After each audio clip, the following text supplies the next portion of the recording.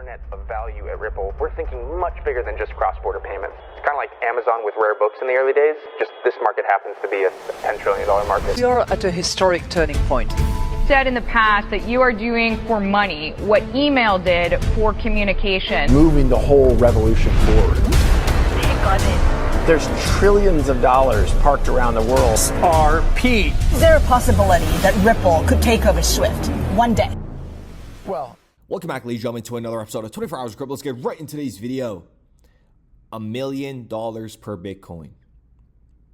When that happens, we will see XRP around $150 at bare minimum. Okay, I'm being very conservative here, and in today's video, I'm going to explain this to you. Let's set the tone right off the bat, and let's play a couple of videos from Van Eck, from Trump's son, and listen to what they say here. Listen very carefully.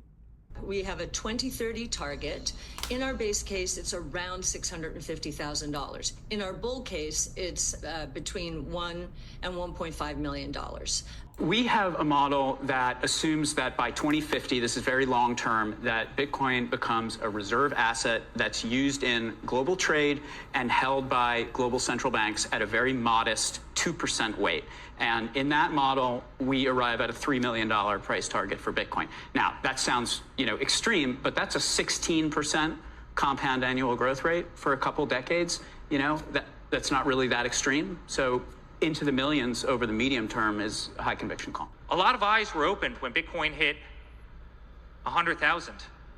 And I can tell you a hell of a lot more eyes are going to be opened when Bitcoin hits 1 million. And I'm confident it's going to hit 1 million. I think we're all confident in this room that it's going to hit 1 million. Remember, these individuals are high net worth clients. Their network is their net worth. And they're all talking about $1 million Bitcoin at the bare minimum. What do you think happens behind closed doors?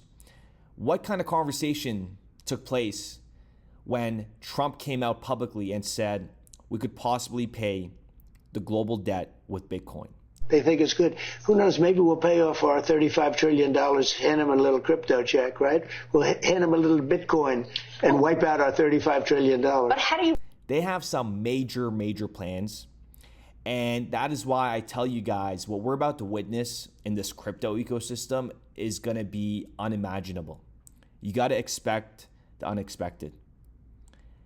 And we are at the infancy stages. So for them telling you that Bitcoin is going to go to $100 and they're very confident, I'm very confident that XRP is going to go over $100. And why is it that the mainstream media only talks about Bitcoin? Does that not give you guys red flags?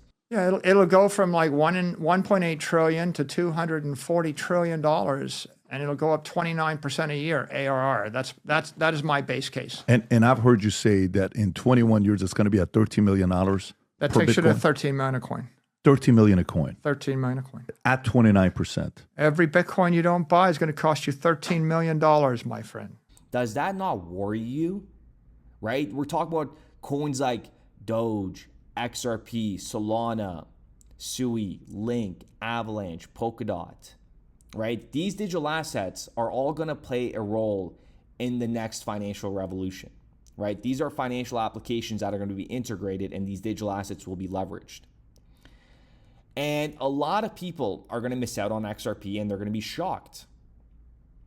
What the retail is going to get, the individuals that come into this ecosystem later, they're going to get a basket of these cryptos like XRP, XLM, and XDC, for example, in one basket, and it's going to be like an ETF, right? They truly do not want your average person really holding their own digital assets, and that is why they only talk about Bitcoin and nothing else. But let's get further into the video, and let me tell you why XRP going to $150 is not crazy at all. And I'm going to tell you my estimated time horizon for that to be achieved. So $1 million Bitcoin, I know it sounds crazy, but it's not, right? It's math, it's numbers, and guess what? When Bitcoin does hit that milestone, XRP will be chilling around $150 at bare minimum, okay? At bare minimum, with the least effort it could even put in. First, let's clear up this thing called market cap, because I hear people throwing it around like a confetti at a wedding, like without actually knowing what it means. Market cap isn't just a number. It's a reflection of liquidity, market depth, and value. Basically, it's the amount of money circulating and flowing in and out of that asset. So if we take a look at Bitcoin's market cap right now at $1.9 trillion, right? That's very good. That's very good. But the thing is, there's no utility that we could leverage Bitcoin to use the market depth for cross-border payments because there's just too many red flags. Unpredictable fees, network congestions, privacy.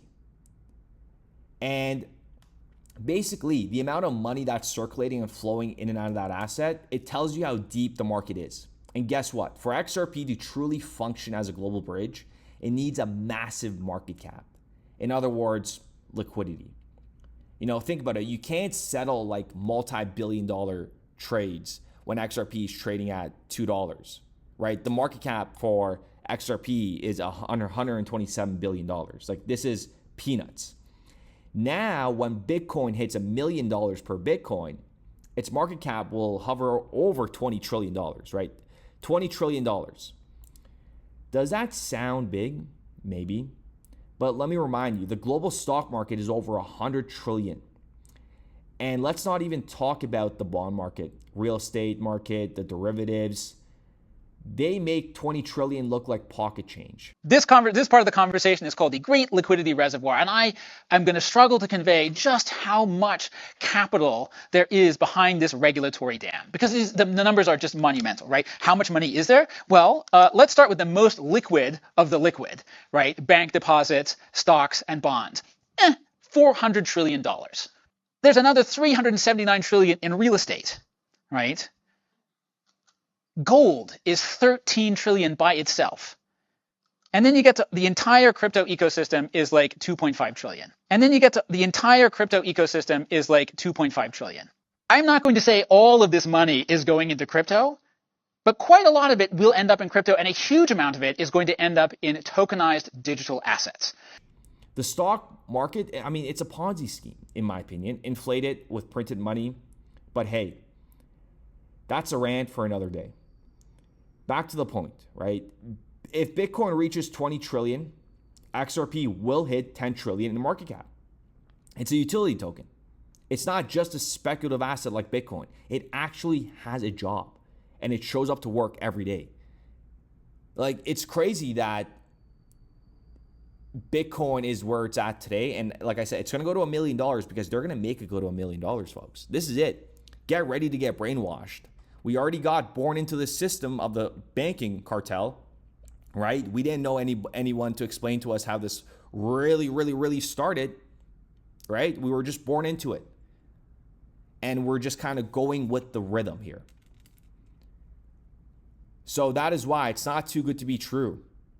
And I can't wait for the individuals that miss out on this opportunity. I truly cannot wait. I want them to miss out. Like the ones that are not pulling trigger, if you're sitting at the other end of this screen and you haven't pulled trigger and you're sitting on like $200,000, $300,000, $400,000 in stocks, you're a moron. Get that thing out of there. And listen, I could call you a moron because I've worked in the financial industry for 10 years. I've seen many morons invest money with us, which logically didn't make sense. Given it being a regulated industry, I can't come out and say you're a moron to them. I just did my job. But at the same time, I was accumulating crypto like there was no other day, okay? And like, we're going to stop making YouTube videos, you know, maybe a year from now, maybe 2 years from now. Things are going to completely change drastically. We are on the verge of a major shift in this crypto ecosystem. I think 2025 is going to be that year where you're actually going to see the bridging of TradFi and digital assets. You're actually going to see these use cases. You're already seeing it grow with like BlackRock Middle. You'll see it with other projects. And then I'm really excited about the ability for banks like us to start supporting the space in a way that they need to be supported, right? So 24/7, 365, on-ramps, off-ramps, ability to support settlement in that way. I think that is the goal, is to meet the industry where they are. Like, do you understand the level of this? And I don't think some people truly understand how big this is truly going to get in the near future, right? So what does a $10 trillion market cap look like for XRP? Well, give or take $153 per XRP with 65 billion XRP circulating. And we've done, deep math on how XRP gets its value. So we're not going to go that deep in today's episode, which I have the video that I'm working on with RLUSD and XRP, the duo. Okay. So when we talk about the $10 trillion market cap for XRP, it's not a market cap. It's a liquidity. It's the utility. It's the value. And the people who think this is crazy are the same people who didn't understand Bitcoin when it was at 5 cents, when it was at 10 cents, when it was at $100, or even Ethereum at $10, right? I was buying Ethereum around $95. I understood that this thing was going to go up with Bitcoin regardless of what kind of utility it gave. And the difference between XRP and these other digital assets, like I've stated in my previous video yesterday, they're enterprise grade, highest regulated digital asset out there that's going to be working with these financial applications. So Patrick, I wanted to ask you, Ripple Labs, you've developed Ripple, the technology. Can you explain to us what that is? Sure. So the Ripple technology is an open source protocol that is designed to facilitate the settlement of currency payments in actually any currency or any asset class for that matter in real time and at no cost. So as a protocol, this is just a little bit distinct from a payment system. Payment systems are very deliberate in terms of what they do. A protocol is just simply a piece of software. And in this case, this piece of software is designed to transfer assets, reconcile obligations, and really it's, at the end of the day, just a ledger. But it's a ledger that operates in real time at no cost? Correct. So what makes it real time, what makes it no cost is that this is a ledger that is run by no central operator. It's run by computers all over the world. Servers, computers, financial institutions typically run them. And as a consequence, there is no central entity that is responsible for maintaining the system. So there is no central point of weakness. But there's also no central point of control. That's correct. So what does that mean for the financial system? So what that means, and this is a great question, what that means is that while it is an open source technology, I think critically from a financial services perspective, it is maybe better to think about it as open architecture. Mm-hmm. And what that means, and the distinction is that we expect financial institutions and payment networks, governments and regulators to design closed systems on top of the open protocol. So that's the distinction between a payment system and a protocol, is that this is not designed to be an end-to-end catch-all payment system with rule sets and payment standards and messaging. It's very, very simply a basic layer of a payment system, just the ledger and the settlement component. So on top of that, we can construct all sorts of different closed systems and construct payment systems on top of the protocol. And you're expecting people to do that? Who are you expecting to do that? We expect financial institutions to do that, particularly on the wholesale side. We look at this technology as having its most profound applications for interbank settlement, clearinghouse settlement, using the technology to facilitate transfer of assets between, frankly, just different asset custodians. And so we really expect this to be something where legacy systems, legacy networks can migrate their existing infrastructure and capabilities right on top of the protocol. Right? So XRP isn't just another token, ladies and gentlemen. It's a core piece of the financial system that's being rebuilt in real time. And it's so comical for the people that sit there and say, oh, it's taking forever, it's taking forever. Like, there was no other way for me to put it besides calling you a moron. Like, and you guys, some of you guys think, oh, you can't talk to your subscribers like that. But realistically, like, we're talking about a stock market 2.0 that just started to get going for the past 10 years. The stock market currently has been around since the 1700s. The 1700s, and it's at over $100 trillion in market cap right now. Right? That's over 300 years. And that is why I'm so aggressive with these numbnuts, these knuckleheads that come into this ecosystem and talk about day-to-day price action, right? We were buying XRP at 10 cents, 20 cents, 30 cents, 40 cents. We've been buying XRP for a very long time, along with other digital assets. So if you're new to this ecosystem, either you keep it shut and just buy and hold because we're at infancy stages. What is the rush? Think long term. And when I even say long term, like it's like 2030. Okay? 2030, things are going to be drastically different. Like drastically different. And again, did I mention Ripple just casually donated $5 million worth of XRP to Donald Trump? Tied for the record. You don't make a donation like that if you think your asset is going to stay in the gutter, right? You do that when you know you're holding the golden ticket. I'm talking about Willy Wonka levels of confidence, ladies and gentlemen. Okay? And listen, you don't have time to hesitate here. You don't have time to overthink.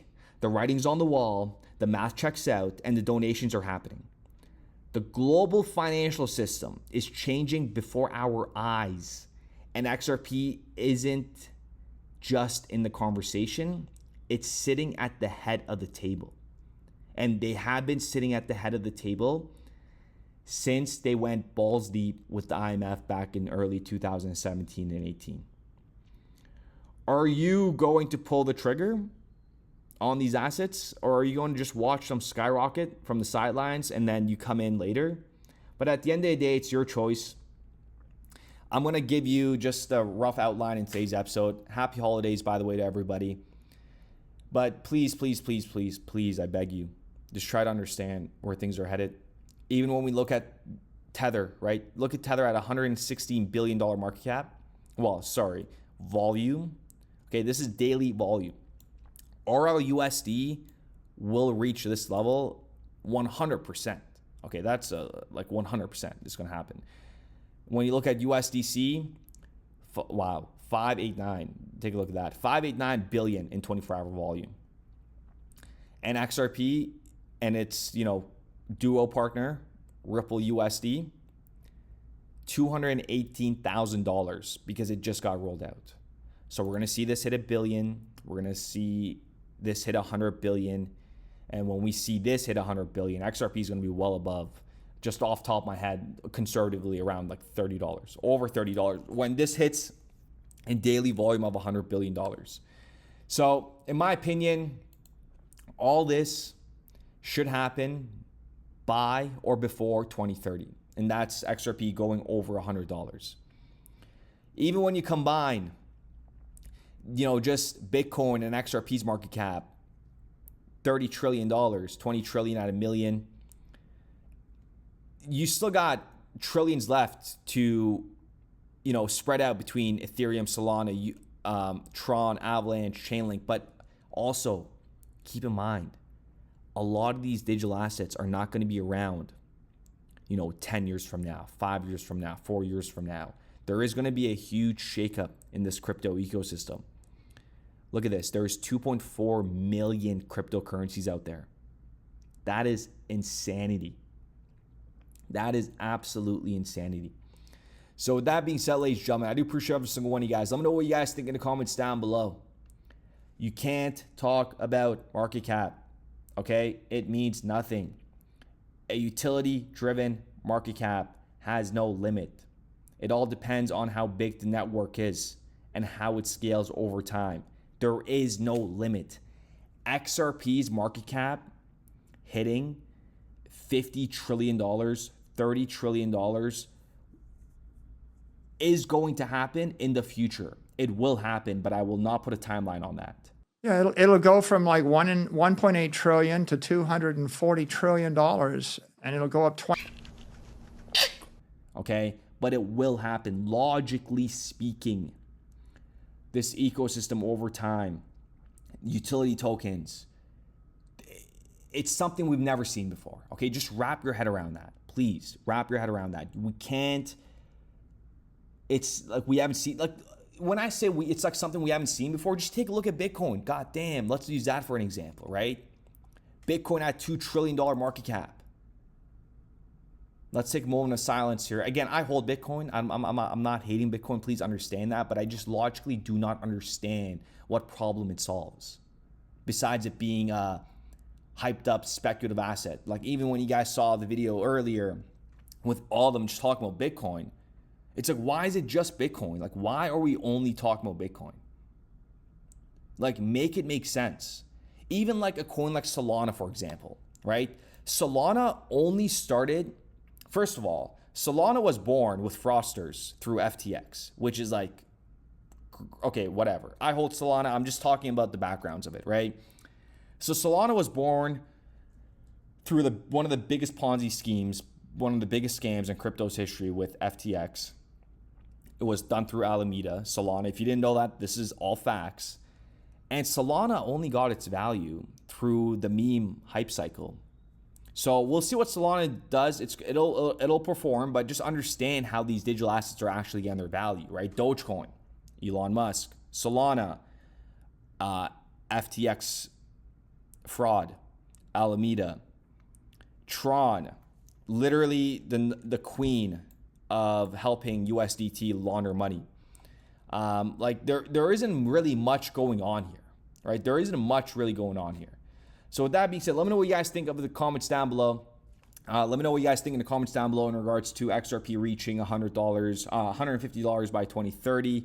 Well, $100 by 2030, but in terms of it obtaining $100 trillion market cap when Bitcoin goes to $1 million. It logically makes zero sense for XRP not to have $10 trillion market cap. I may have said 100 trillion earlier, but I meant to say 10 trillion. It logically makes no sense for Bitcoin to have a $20 trillion market cap and for XRP not to have a $10 trillion market cap, right? Because XRP is the bread and butter for the next financial ecosystem that's being built right now. So with that being said, Lee, I can't even speak right now, and I'm not going to cut this out. It's a Sunday. Forgive me. So with that being said, ladies and gentlemen, I do appreciate every single one of you guys. Let me know what you guys think in the comments down below, and we will be back with another video. Remember, stay focused, cut out all the noise, accumulate as much as you can, and when you guys go for family dinners on Christmas Eve, make sure you guys are talking about crypto. If you guys purchased the IGCPS blueprint, send it to them. Share it with your family. Let them have a copy of it, because if they have a copy of it, they could never say you didn't tell them. And that way they could always come back to that blueprint 5 years from now and be like, wow, my cousin, my son, my granddaughter, so-and-so told me about this opportunity, and now all these digital assets are absolutely unaffordable for me, right? So we'll be back with another video. And actually, I got to say one more thing in regards to why they're all talking about Bitcoin. Like, why are they talking about Bitcoin when your average person can't even afford Bitcoin, right? Think about that. If you're getting into this ecosystem, the people that are coming into this ecosystem, you should not be buying Bitcoin unless you have $1 million to spread out, okay? Unless you have a $500,000 capital you're coming in with. Maybe $400,000 you're coming in with. Sure, putting $100,000 into Bitcoin as a, safe haven of a hedge, sure, makes sense. You could do it. And then you got $300K to distribute amongst other digital assets. Okay, that's from a very professional investment objective perspective, right? That's the way you got to do it. When you build portfolios, you got to have like your safe haven, you got to have all these different categories, you got to have your diversification, right? So, but your average person is coming with maybe $10,000, $20,000, $40,000, less than $100,000. If you're coming into this ecosystem right now with less than $100,000, I would highly recommend that you do not need to buy Bitcoin. Okay, you're better off accumulating other digital assets. And once those kaboom, you could revisit it and see if it's appropriate for you to take some of those profits and hedge it with Bitcoin. Because the governments will pump Bitcoin. This is like their new little doll that they're going to play around with. Bitcoin will do some crazy numbers before it goes to zero. In the future, Bitcoin will go to zero, no doubt. It will have its day, but not anytime soon, okay? So with that being said, ladies and gentlemen, I do appreciate every single one of you guys for like the 10th time in this video. I've been telling you this, but we'll be back with another video, and enjoy your Sunday. We started building RippleNet with the thesis that crypto liquidity would eventually be able to support robust global payments, large payments. RippleNet was designed so that customers seeing the benefits of our fiat-based network could flip the switch to ODL once the market was mature enough. And this is exactly what's happening. Flip the switch.